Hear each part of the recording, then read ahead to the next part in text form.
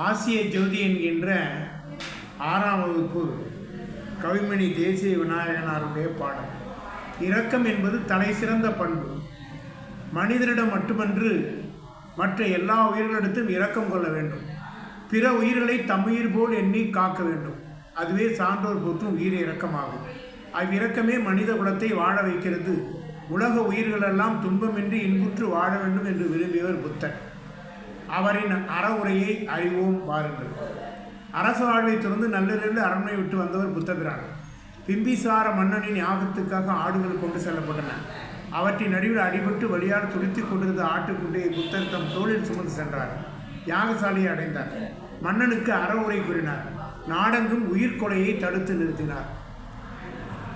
நின்றவர் கண்டு நடுங்கினாரே, ஐயன் நேரிலே நிற்கவும் அஞ்சினாரே. துன்று கருணை நிறைந்தவர்கள் அங்கு சொன்ன மொழிகளை கேளும் ஐயா. வாழும் உயிரை வாங்கிவிடல் இந்த மண்ணில் எவருக்கும் எளிதாகும். வீழும் உடலை எழுப்புவதோ ஒரு வேந்த நினைக்கலும் ஆகாதையா. யாரும் விரும்புவது இன்னுயிராம். அவர் என்றுமே காப்பதும் அன்னதேயாம். பாரில் எறும்பும் உயிர் பிழைக்க படும் பாடும் முழுதும் அழிந்திடுகிறோம். நேரிய உள்ளம் இறங்கிடி மேல் இந்த நீள்நிலம் முற்றிலுமே ஆண்டிடலாம்.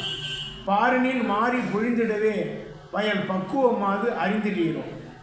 காட்டும் கருணை உடையவரே என்றும் கண்ணிய வாழ்வை உடையவராம். வாட்டும் உடையில் வருந்திடுவார் இந்த மர்மம் அறியாத முடரையா.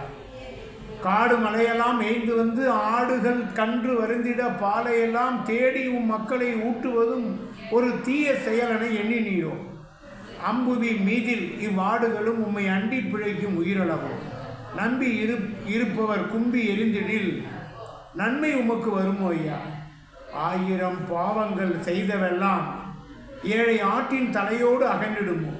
தீயவும் நல்லவும் செய்தவரை விட்டு செல்வது ஒரு நாளும் இல்லை ஐயா.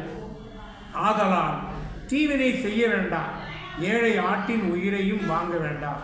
பூதளம் தன்னை நரகமது ஆக்கிடும் புத்தியை விட்டு பிழையும் ஐயா.